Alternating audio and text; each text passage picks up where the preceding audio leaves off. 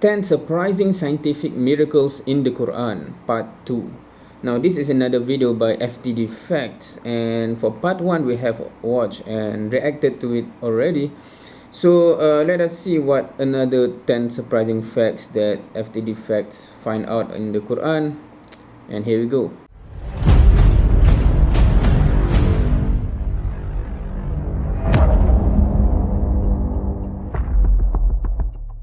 Those who follow the religion of Islam look to certain statements mentioned in the Quran, which they call miracles, to help uphold their position that the Quran is a divine book. And just like part 1, in this episode I'm going to be exploring 10 surprising and interesting scientific miracles in the Quran. Welcome back to another episode of FTD Facts. My name is Leroy Kenton, and now let's jump into this one. I have a whole lot of information to go through, and yeah, it's going to be pretty jam-packed, but make sure you watch all the way from 10 to number 1 because it's pretty interesting. I don't want you to miss any of them. Miracle number 10 is the color of water. Years ago, people thought that water was just transparent. No one thought that the color of water could actually turn black. But scientists have actually discovered a new characteristic of water. At a higher pressure, the water molecules become half liquid and half solid. Now, what's called superionic water forms in higher temperatures and pressures. It's very dark and thicker than, well, water. And the Quran says that in the heat of hellfire, water actually looks really dark, like tar. It's mentioned in the Quran in Surah 18 verse 29. It says, "We have prepared for the unjust a fire whose curtains will hem them in. And when they cry for relief, they will be relieved with water like tar, which scald their faces." Number 9 is the process of photosynthesis. So photosynthesis is a process used by plants and other organisms to convert light energy into energy that they can use. And in the Quran, Surah 18 verse 35, it says, "And cite for them the parable of the present life. It is like water that we send down from the sky. The plants of the earth absorb it, but then it becomes debris scattered by the winds." Now, photosynthesis converts carbon dioxide and water into oxygen and sugar. Most of the water evaporates back into the atmosphere, which the term debris points to in the Quran. Gardens being therapeutic come in at number 8. Reductions in stress, as well as tiredness, depression, anger, anxiety, have all been documented when people actually go into gardens. Engagement with gardens has increasingly been recognized as not only a cost-effective health intervention, but also a treatment or occupational therapy for those with psychological health issues, and this is done with what is called horticultural therapy. Now, this statement comes from the National Center of Biotechnology Information. Gardening is beneficial for health, a meta-analysis published in 2016. And the Quran, Surah 27 verse 60, it says, "Or who created the heavens and the earth, and rains down water from the sky for you? With it produces joyful gardens whose trees you could not produce." Now, the term bahjat means joy or delight in Arabic, and that's the word used. So in this verse, gardens are actually bringing joy or delight, and since today's gardens are being prescribed as a natural antidepressant of sorts,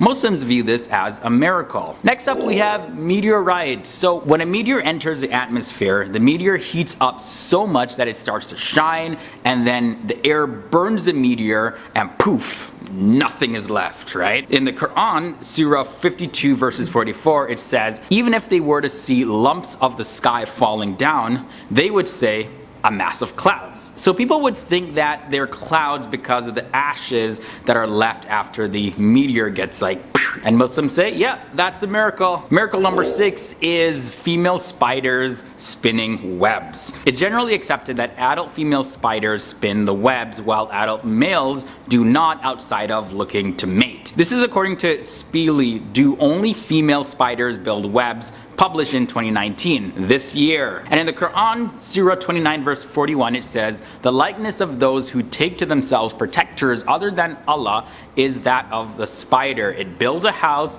but the most fragile of houses is the spider's house. If they only knew." Now, when it says those who take, the term in Arabic is, it iktakata, and that's for males. Now, iktakatat is for females, and the Quran uses the female version. At number 5, we look at the mountains having roots as well as floating. So the highest point of the earth is in the Himalayas at Mount Everest, standing at 8.8 kilometers high. Now, this mountain has actually 250 kilometers of deep roots. This was recorded in Life Science Depth of Himalayan Mountain Roots Revealed back in the year 2010. Now, the Quran in 2 places says mountains as pegs, as well as it says, and mountains he anchored. So pegs are used to hold a tent or something in place, and pegs have a part of it above the ground as well as another part that's into the ground, and the Arabic word means anchored, and this is actually a term that applies to ships floating on water, like when they're anchored to land. So similarly, this is how mountains or other landforms really actually float above a semi-molten asthenosphere. Yeah, Google that term, asthenosphere. Female ants come in at number 4. So check this. All male ants have wings. All worker ants are females, and all ants that don't have wings are females. Now in the Quran, Surah 27 verse 18, it mentions this.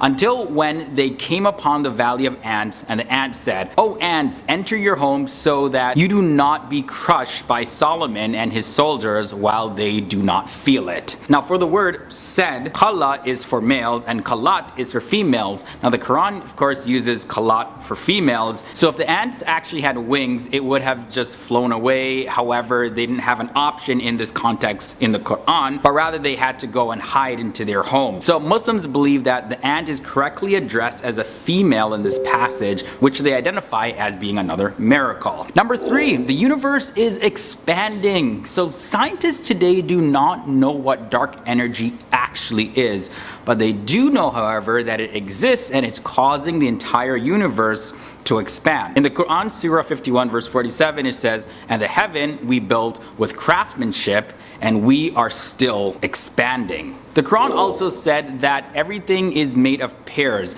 and today we know that all matter is actually in pairs. So matter and antimatter, electrons and positrons, and so on. And in the Quran, Surah 36 verse 36, it says, "Glory to him who created in pairs all things that the land produces, and their own kind, and other things of that they have no knowledge of." And finally, at number 1, Continental Drift. So back in the year 2014, the National Geographic published "How do we know the continents are moving?" And this is what they said. 50 years ago, continental drift was a fringe hypothesis rejected by most geologists. Today, the theory of plate tectonics is universally accepted as true and unifies once separate areas of geology under one grand banner. There are mountains of evidence that plate tectonics had taken place in our planet's past. Now, the Muslims point to Quran 27 verses 88, and it says, "You see the mountains and think they are firmly fixed, but they are moving away just like the clouds are moving away."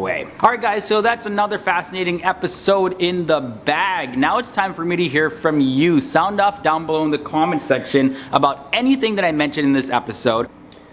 Okay, yeah, so interesting what to say as other than subhanallah, right? Again, like the first one, like the part 1, I wasn't aware of many of those except for maybe the number 5 until number 2 mentioned, right, about the expanding universe, etc. Now I have to mention though that about the everything is created in pairs, and this guy said everything you can see in universe is basically in pairs. Now I think those who want to disprove the miracle of Quran tend to take the exception, like they point out at there are still something in this universe that is not in pairs. So they tend to use the exception as a proof to disprove that verse, right? So that's among the thing that, yeah, that is among in the discussion and discourse which is related to this topic, right? So but anyway, I think also about the mountain have pegs, right? So I haven't read it. I think someone says that is not true for all mountain or something. I could not recall. But yeah, so there are some discussion and discourse about whether that verse can be accepted as a miracle, etc. But that is a whole topic on its own, I think. So this is the 10 surprising scientific miracles in the Quran part 2 after the first 10 miracles in the previous video. Hope you have found it interesting, and see you next time.